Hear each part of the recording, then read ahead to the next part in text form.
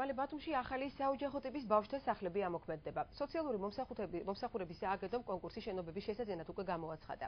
ახალი საოჯახო ტიპის სახლები თანამედროვე სტანდარტების შესაბამისად მოეწყობა და რაც მთავარია, აქ ბავშვებისთვის ოჯახური გარემო შეიქმნება. ირინა წუტუნოვა მუშაობდა თემაზე და პროგრამის დეტალებზე ის პირდაპირ ეთერში ისაუბრებს. ირინა, რამდენი საოჯახო ტიპის სახლი გაიხსნება რეგიონში და რა ბედი ეწევა ურეხის ბავშვთა სახლს? ირინა? ირინა, შენ პირდაპირ ეთერში ხარ?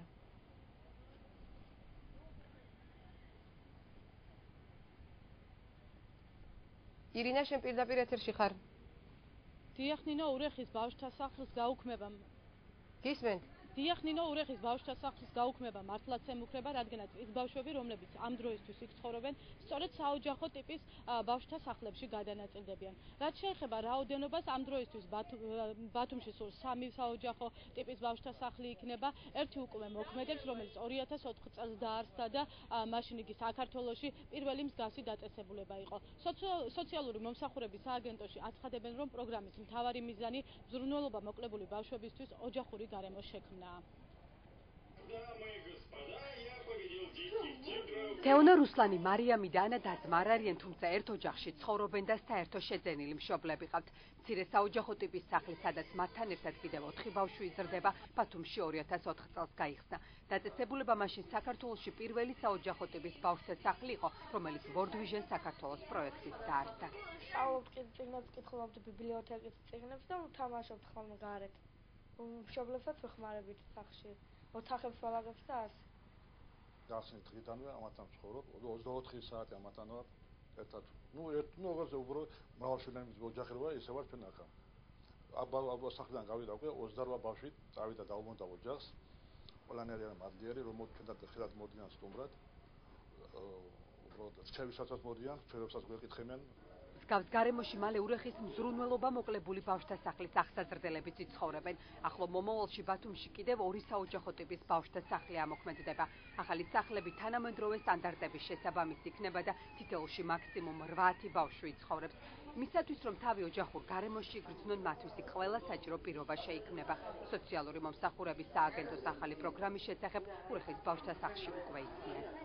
აპარატია რომ თითქოს ბავშვები უნდა ოჯახურ პირობებში უნდა იყვნენ, ახლოს უნდა იყვნენ ოჯახთან, რაოდენობაც უნდა შემცირდნენ და ავიცი ახლა დღეს მუშაობ ჩვენ და ამ 51 ბავშვთან ძალიან ახლოს ავართ და თბილად ავართ და მე მგონი არ არიან უკმაყოფილო იმით, რომ რამე ყურადღება დააკვდნენ.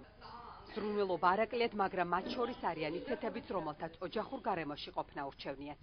საქმე ერთი დიდი სახლია და ის სითბო და ის იგი არ არის, რაც ოჯახში მაგალითად. მაგრამ აქაც მასწავლებლები და უმცროსები მშობლის სითბოს გვაგზავნებენ და კარგად ვართ.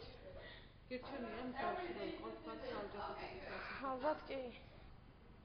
საოჯახო ტიპის ბავშვთა სახლები საქართველოს ყველა რეგიონში შეიქმნება. შესაბამისად, ბავშვები მსგავს დაწესებულებებში მათი საცხოვრებელი ადგილის მიხედვით გადანაწილდებიან. მოქმედებს ასევე მინდობითი აღზრდის პროგრამაც, რომელიც დაინტერესებული ოჯახებისთვის ბავშვების გადაცემას ითვალისწინებს. მათ სახელმწიფო კომპენსაციის სახით ყოველთვიურად გარკვეული ოდენობის თანხას დაუწესებს. სააგენტოს მთავარი მიზანი კი ბავშვების მშობლიურ ოჯახებში დაბრუნება. საბოლოო მიზანი და საბოლოო ეფექტი მიღწეული იქნება მაშინ თუ მაქსიმალურად მოხდება ბავშვების რეინტეგრაცია ბიოლოგიურ ოჯახებში. ეს არის პირველადი ამოცანა და ამ შემთხვევაში თუ ოჯახი იბრუნებს თავის საკუთარ ბავშვს, ხდება კომპენსაციის გაცემა ყოველთვიურით და ვცდილობთ მაქსიმალურად რომ ამ ოჯახს დავეხმაროთ ფინანსურად და არა მარტო მატერიალურად იმისათვის რომ მათ შეძლონ თავიანთი შვილის შენარჩუნება და იმ მინიმალური პირობების შექმნა, რაც მნიშვნელოვანია და აუცილებელია. ურეხის ბავშვთა სახლის და სხვა ბავშვთა სახლების რეფორმირება მოხდება ბათუმში კონკრეტულად 2 ბავშვთა სახლის შეძენა, აღიჭურება, გარემონტება და კარგ საოჯახო ტიპის სახლთან მიახლოებულ ოჯახურ გარემოში იქნება გაიზრდები ჩვენი ბავშვები. ახალი საოჯახო ტიპის ბავშვთა სახლებისთვის საჭირო შენობებზე სოციალური მომსახურების სააგენტომ კონკურსი უკვე გამოაცხადა. მათგან საუკეთესო სააგენტოს მიერ სპეციალურად შექმნილი კომისიის წევრები შეარჩევენ. მთავარი პრინციპი, რომლითაც შენობების შერჩევისას სპეციალურად შექმნილი კომისიის წევრები ხელმძღვანელებენ, ეს მისი ადგილმდებარეობა, რაც იმას ნიშნავს, რომ საოჯახო ტიპის ბავშვთა სახლი ახლოს უნდა იყოს როგორც საჯარო სკოლასთან, ასევე სამედიცინო დაწესებულებასთან და ცენტრალურ გზასთან.